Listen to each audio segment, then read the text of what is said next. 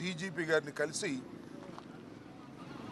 Representation చేయాలనే ఉద్దేశంతో మేమందరం బాధ్యత కలిగినటువంటి ఎమ్మెల్సీలు, మాజీ శాసనసభ్యులు, మాజీ మంత్రులు మేమందరం ఒక రిప్రజెంటేషన్ బృందాన్ని ఏర్పాటు చేసుకొని డీజీపీ గారిని కలవాలనే ఉద్దేశంతో రావడం జరిగింది.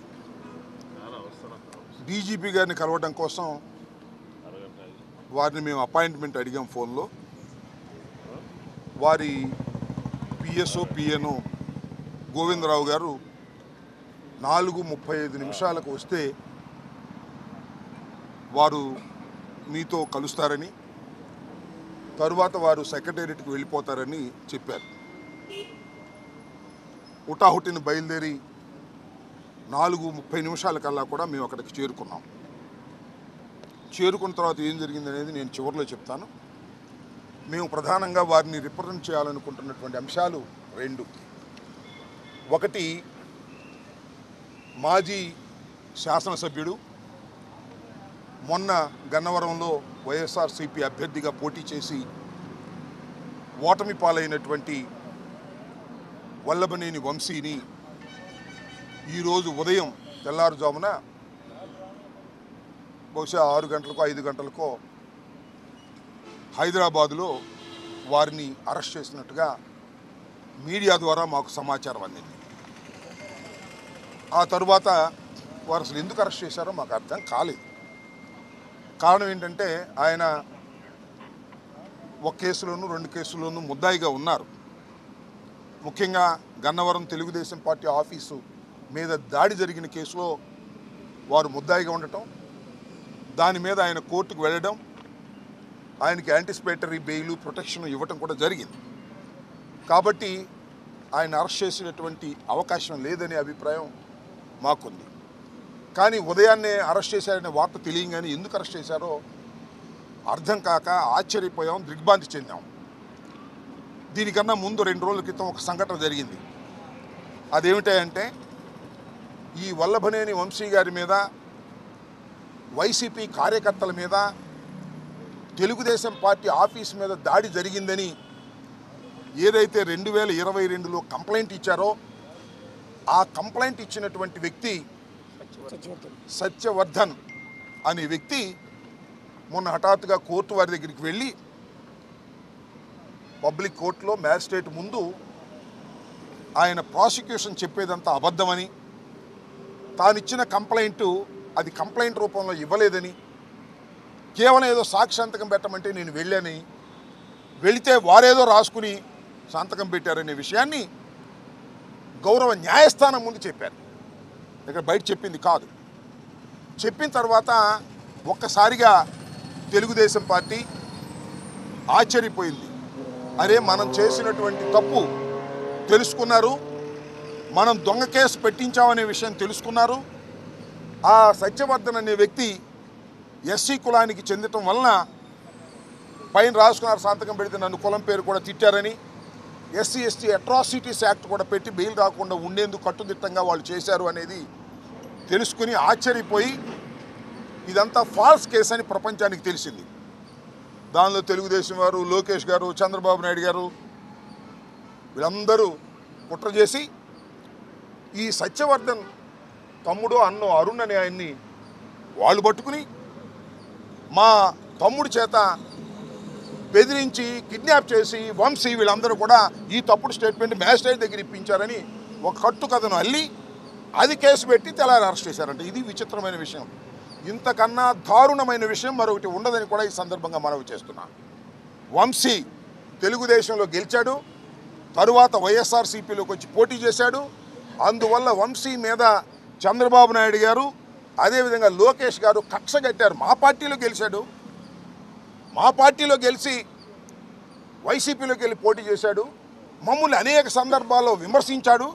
మా పార్టీలో ఉండి మా సామాజిక వర్గానికి చెందినటువంటి వ్యక్తి మమ్మల్ని దూషించడం ఏమిటి, మమ్మల్ని రాజకీయ విమర్శ చేయటం అనేది ఏమిటి అని కక్షగట్టి అనేక పర్యాయాలు వారి ప్రభుత్వం అధికారంలోకి వచ్చిన తర్వాత దాడులు చేయడానికి ప్రయత్నం చేశారు.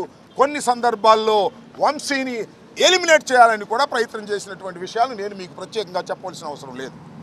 ఎన్నోసార్లు అరెస్ట్ చేయాలని ప్రయత్నం చేసినా న్యాయస్థానానికి వెళ్ళి వంశీ ప్రొటెక్షన్ తెచ్చుకోవడంతో ఇవాళ సడన్గా నిన్న సాయంత్రం మొన్న ఉదయం కేసు రిజిస్టర్ చేసి ఆ కేసుని ఇంకా ఆన్లైన్లో అప్లోడ్ కూడా చేయకోకుండా అరెస్ట్ చేసి తీసుకొచ్చి ఇవాళ కోర్టులో ప్రొడ్యూస్ చేయాలని అనుకున్నారు. రాత్రి లోపల కోర్టులో ప్రొడ్యూస్ చేస్తారు.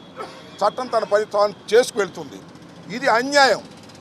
పోలీసు వారు తెలుగుదేశం పార్టీ వారితో కుమ్మక్కై వంశీని అరెస్ట్ చేశారనే విషయాన్ని డీజీపీ గారికి చెప్పే ప్రయత్నం చేస్తున్నాం. అంతేకాదు, పొద్దు నుంచి ఎవరిని కలవనీలా. వారి సతీమణి వెళ్తుంటే ఆమెను అడ్డగించారు, ఆమెను వెళ్ళనీయలేదు. అడ్వకేట్స్ వెళ్ళి కలవాలని ప్రయత్నం చేశారు, న్యాయ సహాయం ఇద్దామని. ఏంటి ఎఫ్ఐఆర్ ఏంటి, దాని కథ ఏంటి తెలుసుకొని కోర్టులో ఆర్గ్యూ చేద్దామని. ఎక్యూజ్డ్ అనే వ్యక్తి, ఎక్యూజ్డ్ అంటే ఏంటి, నేరారోపణ చేయబడినవాడు.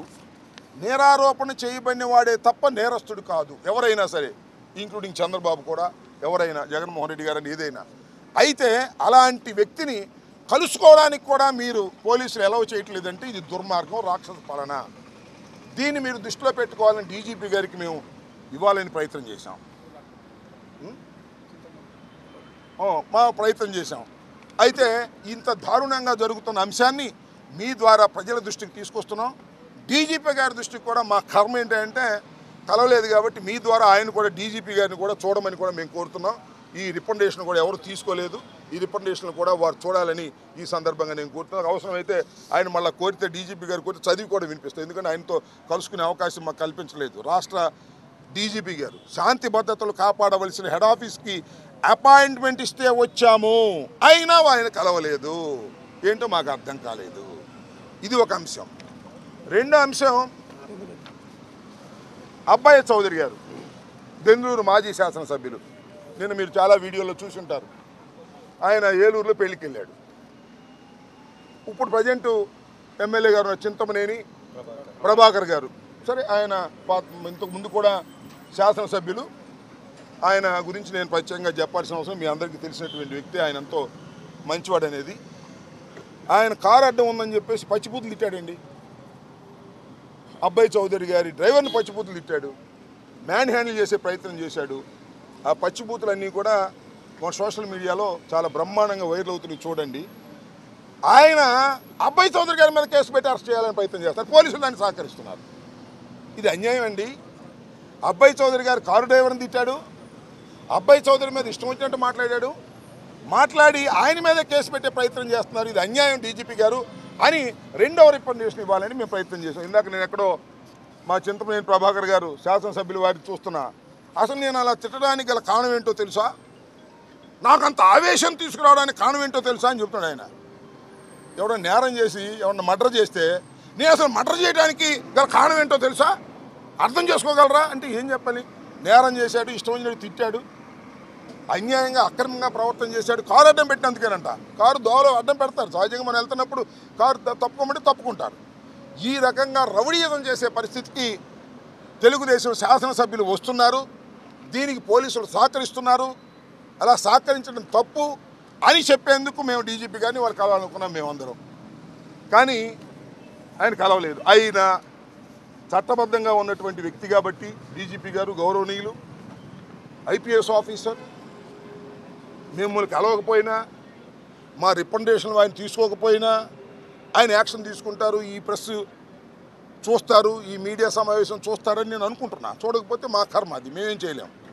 ఇక్కడ జరిగిన ఇంకొక విషయాన్ని కూడా చెప్పాలా. ఇవాళ మేము అప్పిరెడ్డి గారు మేమందరం కలిసి డీజీపీ గారిని కలవాలనుకున్నాం. డీజీపీ గారిని కలవాలనుకుని డీజీపీ గారి దగ్గర పిఎస్ గానో పిఏ గానో పనిచేస్తున్న గోవిందరావు గారికి ఫోన్ చేశాం. ఫోన్ చేస్తే ఇందాక నేను చెప్పినట్టుగా 4:35కి లోపు మీరు వస్తే ఆయన కలుస్తారు అన్నాం. మేము 4:30కి వచ్చి కూర్చున్నాం. పైన డీజీపీ గారు ఉన్నారు. అరగంట కూర్చున్న తర్వాత డీజీపీ గారు వెళ్ళిపోయారని చెప్పారు. వెళ్ళిపోయారు. సరే వెళ్ళిపోతే మేము ఏం చేయాలి, ఈ రికమెండేషన్ ఎవరికైనా ఇస్తామా అంటే ఎవరు తీసుకోలేదే, ఎవరు తీసుకోమన్నారు.